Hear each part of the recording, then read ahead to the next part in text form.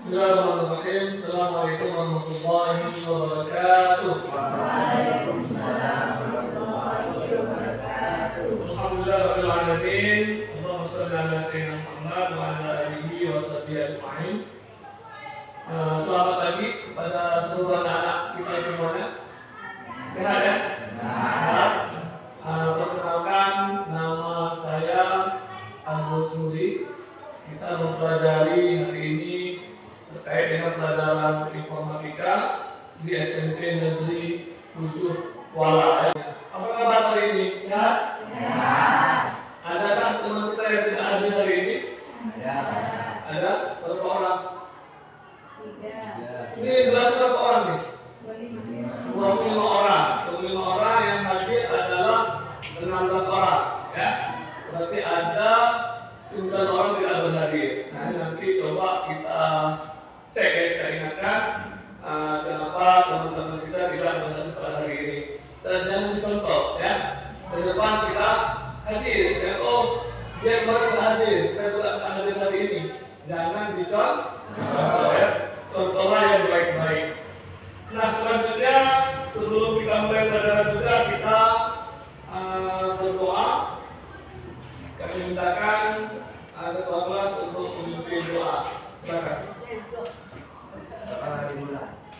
Bismillahirrahmanirrahim. Rabbi shrah sadri wa yassir li amri wahlul 'uqdatam min lisani yafqahul qawli. Permasalahan anak-anak di Indonesia makin hari makin pelik, tak hanya soal gizi buruk. Namun di zaman teknologi canggih seperti ini, kecanduan gadget atau gawai juga menjadi persoalan serius bagi para anak-anak. Saya menemui Viko, bocah yang mengalami gejala kecanduan gadget hingga matanya rusak. Ya, coba perhatikan semuanya. Bola mata Viko iritasi dengan bercak merah yang semakin parah saat menatap layar diiringi rasa sakit. Perubahan juga terjadi pada kognitif bocah 9 tahun ini yang semakin malas hingga sulit berkomunikasi. Sudah pernah diperiksa ke dokter atau ke puskesmas? Sudah, malah saya diomel-omelin.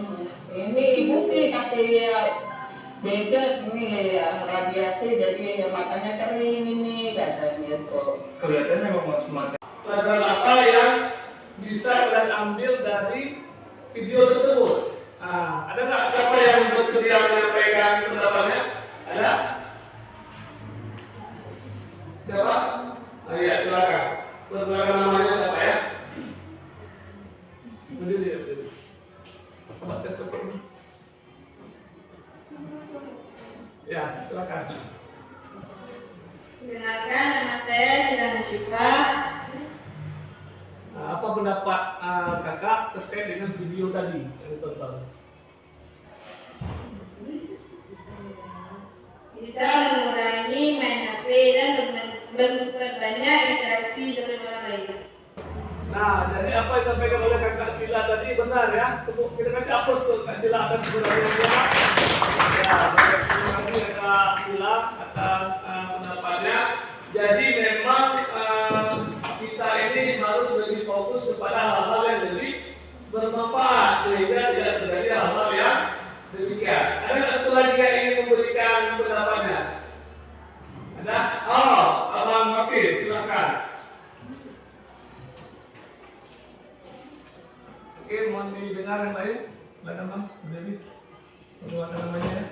Kenalkan, nama saya Muhammad Hafiz Umri.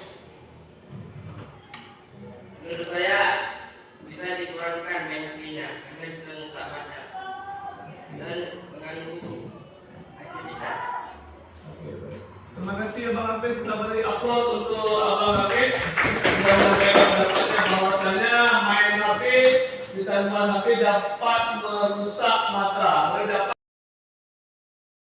tapi kita di SIM sudah ada anak-anak yang direhabilitasi karena kecanduan cuma main gadget, main HP.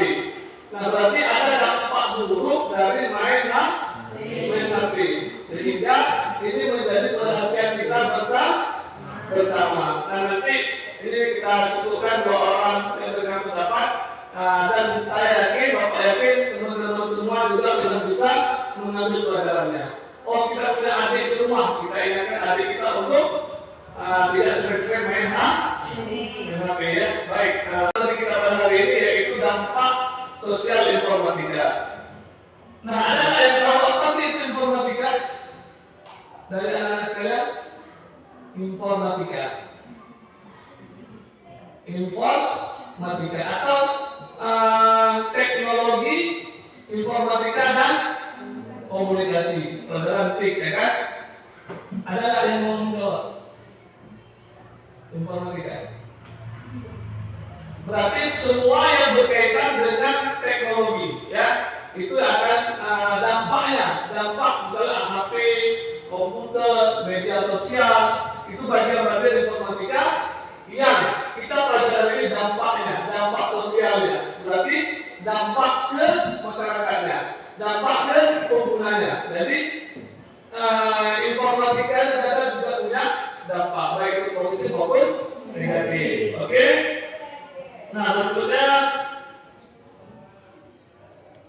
nah ini teman-teman sekalian, bahwasanya ini data statistik yaitu menunjukkan rata-rata penggunaan layar 6-8 jam per hari untuk dewasa dan anak-anak menghabiskan rata 4-6 jam per hari dengan gadget mereka. Jadi 4-6 jam kita gunakan untuk mengangkat layar HP. Teman-teman, abang-abang semua berada? Ada nggak 4 jam dengan HP sehari? Lebih, Pak. Ya kan? 4 jam loh, itu lama 4 jam ya kan? Kalau main Free Fire, PUBG, Mobile Legends, nah itu berapa jam tuh? Ayo, dari jam 8. Teknologi informasi dan komunikasi telah menjadi bagian penting dari kehidupan sehari-hari. Jadi, memungkinkan manusia untuk mengakses, menyimpan, dan memberikan informasi secara cepat dapat terbatas dengan memakai waktu. Kedua, teknologi telah menciptakan berbagai inovasi seperti internet of things, virtual reality, dan layanan telemedicine yang membawa dampak besar pada kehidupan sosial, budaya, ekonomi, dan hukum. Oke. Baik, terima kasih kepada ketua kelas ya yang sudah membacakan yang di depan ini. Ya benar ya, yang dibacakan adalah bahwasanya teknologi informasi ini telah menjadi bagian penting dari kehidupan sehari-hari. Tentu ada efek positif dan negatif dari teknologi informasi ya kan. Tapi hari ini kita sudah berada di tengah-tengah alat tersebut, benar nggak? Bisa nggak kira-kira kita menghindari perkembangan teknologi ini? Bisa? Bisa nggak? Jadi untuk hari ini kita nggak bisa menghindari teknologi ini. Kenapa dia berkembang di tengah-tengah kita, di tengah-tengah kehidupan kita? Ya kan? Karena kebutuhan kita juga. Tapi apa yang bisa kita lakukan? Ialah menggunakannya dengan baik sesuai dengan manfaatnya. Jadi bukan menghindari, tetapi menggunakan sesuai dengan kebutuhan. Jadi kalau kita bilang teknologi informasi ini tidak ada manfaatnya, itu pun juga salah. Ada negatifnya juga banyak, ya kan? Tergantung bagaimana kita menggunakannya. Benar nggak? Sepakat? Coba kakak yang di belakang nampaknya kak di depan. Bisa dibacakan sebentar yang nomor 1. Mempermudah komunikasi jarak jauh melalui berbagai platform digital seperti email, media sosial, dan YouTube.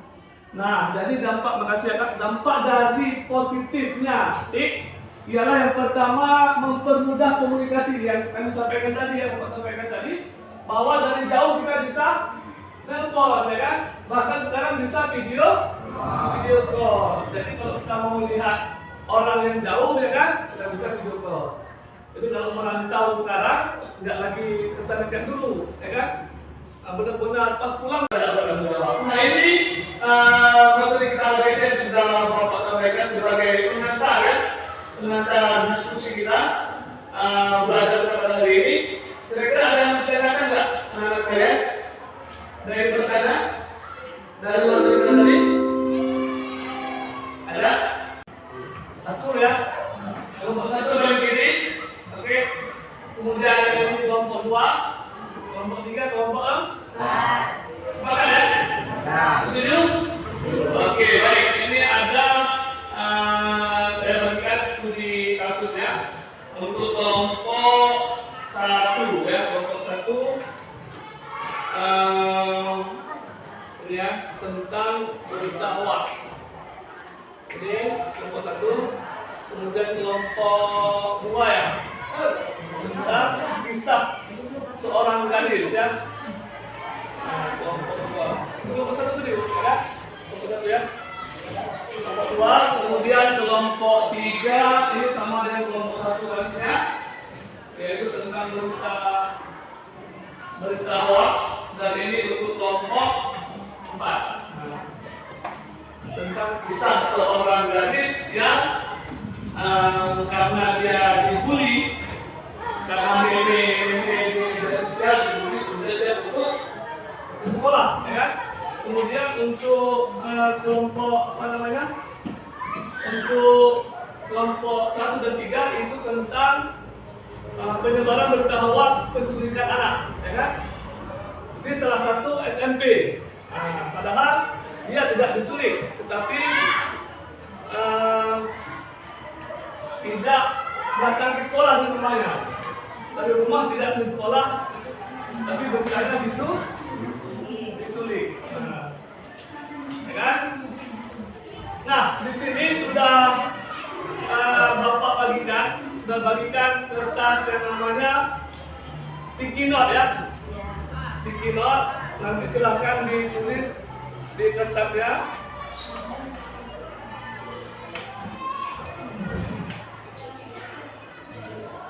Silakan ditulis nanti apa yang sesuai dengan yang diarahkan ya. Nah, kita kembali lagi ya. Warna apa nih? Nih. Coba saya. Oke, itu nanti bisa gambar jadi bola. Nah, baik. Nah, apa sih yang jadi tugas kita sama-sama? Nah, masing-masing nanti kami mintakan kepada teman-teman masing-masing kelompoknya. Peserta didik diberi studi kasus. Yang pertama adalah penyebaran hoax melalui media sosial terkait dengan penculikan seorang anak sekolah. Kelompok 1 dan 3. Mana kelompok 1? Kelompok 3? Oke, sudah dapat ya studi kasusnya kan? Kemudian kelompok 2 dan 4, seorang anak perempuan sering dibully sehingga menyebabkan dia putus sekolah. Mana kelompok 2? Oke? Kelompok 4? Oke, baik. Nah, siswa berdiskusi kelompok untuk mengidentifikasi. Apa identifikasi? Mencari tahu ya, mendata ya kan, menulis jenis dampak dari kasus tersebut, dampak negatif dari kasus tersebut ya. Bisa kira-kira apa dampak negatif dari penyebaran hoax? Bagi yang kelompok 1 dan 3, apa yang terjadi dari bentuk perundungan lewat media sosial? Itu kelompok 2 dan 6, sesuai kasusnya ya, dan silahkan dikembangkan. Dan nanti ditulis di kertas sticky note. Oke? Masing-masing kalian menulis kelompok yang di sticky note. Oke?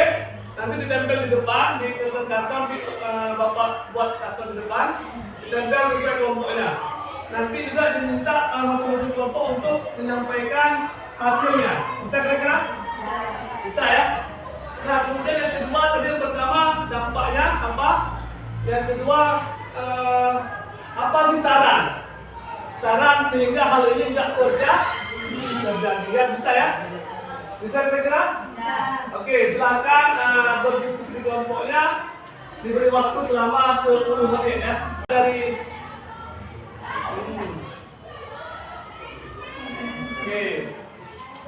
Oke, penjelasan yang disampaikan. Itu aja, poin-poin penting aja. Kita mengenai kalau ada, karena dampak negatif banyak tadi. Itu kita lihat di depan.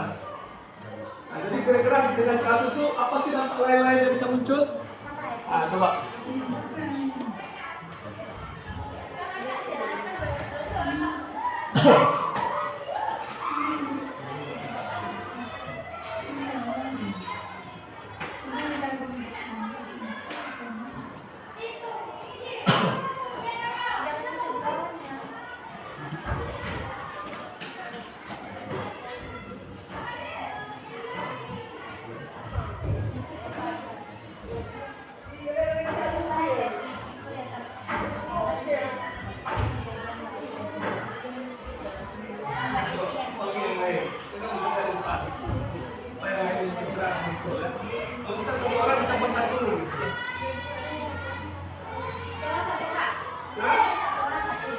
Kalau bisa, teman-temannya ya.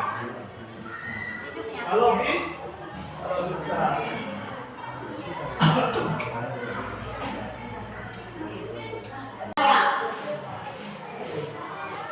Oke,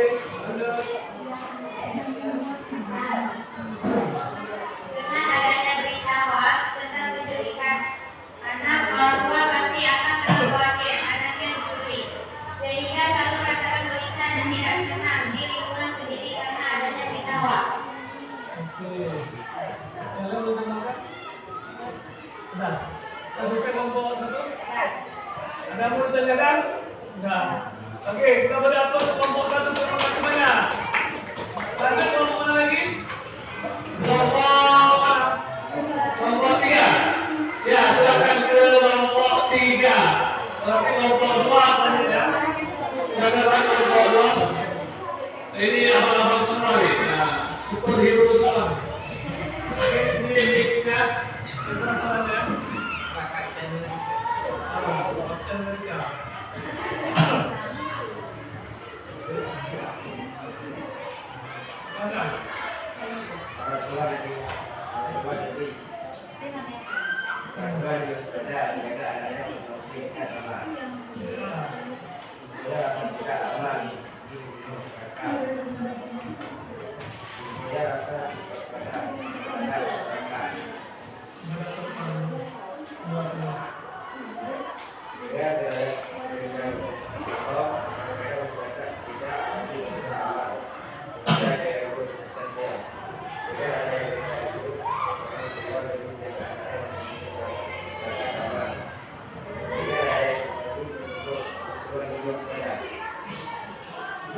Oke, ada tambahan lain dari kawan-kawannya? Ada tambahan dari kawan-kawan yang lain? Udah, cukup. Baik, kita beri aplaus untuk kelompok 3. Lanjut kelompok terakhir. Kelompok terakhir, kesempatan terakhir.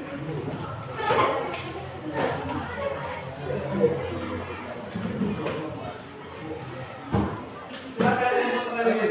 Kelompok 2 ya.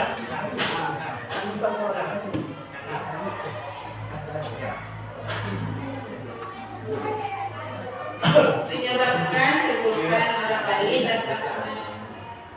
dapat berdampak lebih buruk bagi orang tersebut.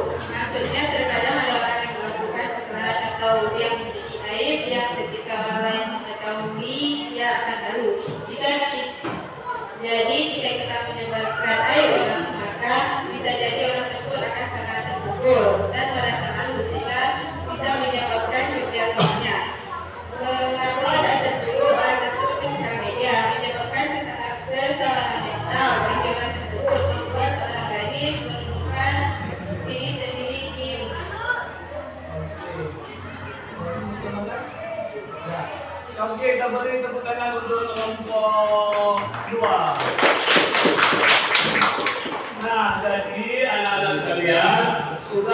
lihat dari bagaimana kita menyampaikan hasil diskusi kelompoknya, ya kan? Tapi usia setelah satu ya, jadi kalau masih kelas satu ya, kelas satu SMP, jadi masih kurang sedikit yang apa lah. Nah, jadi nanti kita harus lebih semangat menyampaikannya. Contoh-contohnya nih. Nah, ini Bapak lihat ya beberapa yang sudah di hasil diskusi teman-teman semuanya. Udah bagus, sangat bagus. Kita berani upload untuk semua kita semua dulu. Ya, sudah bagus hasil yang kita sampaikan tadi. Dan sudah kita lihat dari bagaimana kita menyampaikan hasil diskusi kelompoknya, ya kan? Tapi usia setelah satu ya, jadi kalau masih kelas satu ya, kelas satu SMP, jadi masih kurang sedikit yang apa lah. Nah, jadi nanti kita harus lebih semangat menyampaikannya. Contoh-contohnya nih. Nah, ini Bapak lihat ya beberapa yang sudah di hasil diskusi teman-teman semuanya. Udah bagus, sangat bagus. Kita berani upload untuk semua kita semua dulu. Ya, sudah bagus hasil yang kita sampaikan tadi. Insyaallah sudah memenuhi tujuan dari pembelajaran kita hari ini, sudah bisa menganalisis, ya kan?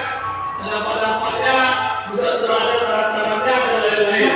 Nah, coba kita lihat ya, kita lihat beberapa poin saja dari kelompok yang sudah tertulis di sini ya. Yang pertama kelompok 2. Nah, kelompok 2 misalnya, kelompok 2 apa nih?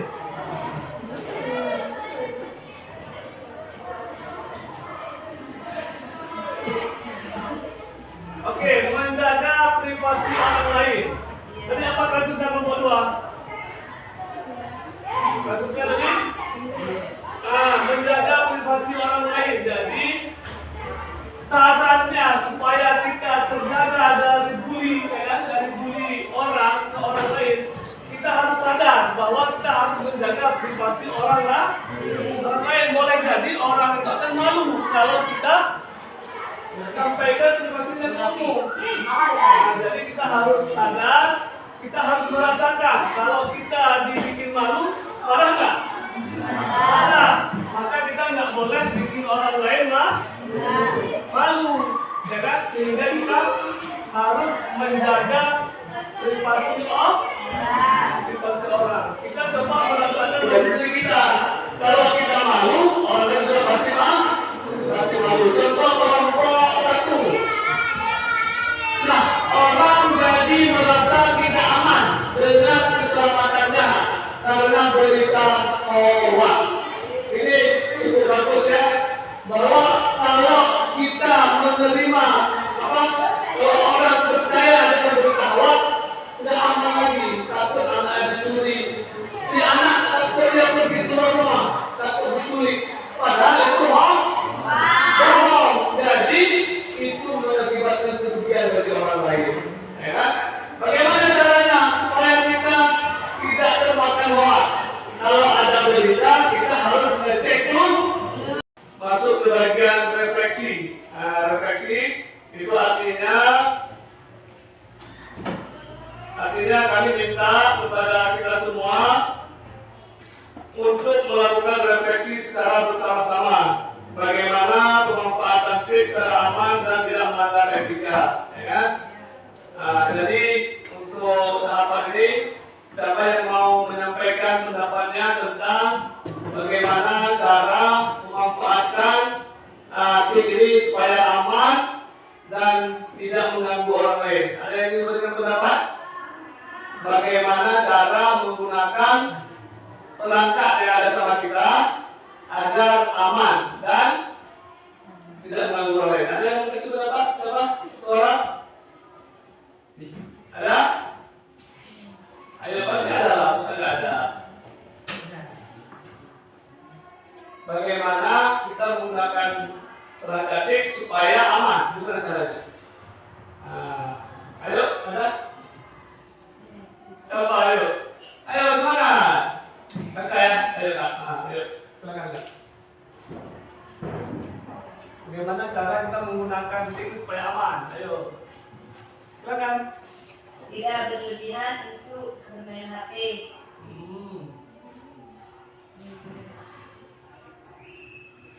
Oke, cukup. Menambahkan yang lain, siapa yang menambahkan? Yang menambahkan tadi kakak sudah bilang supaya aman dengan berlebihan dengan HP. Terus ada lagi? Kan banyak kita bahas tadi loh. Nah, abang silakan. Ayo. Jika tidak ingin membuka HP oleh orang, gunakan privasi tambahan. Menggunakan privasi tambahan, privasi ganda supaya HP kita tidak mudah disadap oleh orang lain, ya kan? Atau juga jangan sembarangan klik linknya, ya kan? Jadi harus kan ada tuh yang pakai hadiah. Jadi jangan sembarangan mengklik sesuatu tanpa ada kejelasan, karena bisa jadi itu cara orang untuk menyadap, ya kan? Ataupun untuk orang membobol keamanan kita. Dan pasanglah, seperti disampaikan oleh ketua kelas tadi, pasanglah keamanan ganda supaya tidak mudah, ya kan? Pakai email dia lagi ya, bisa juga. Terus ada lagi nggak yang mau disampaikan? Ada yang mau merefleksikannya? Satu lagi aja. Siapa ayo? Satu lagi. Boleh, apa lagi boleh, silakan. Jika tidak ingin membuka gunakan klik. Oke.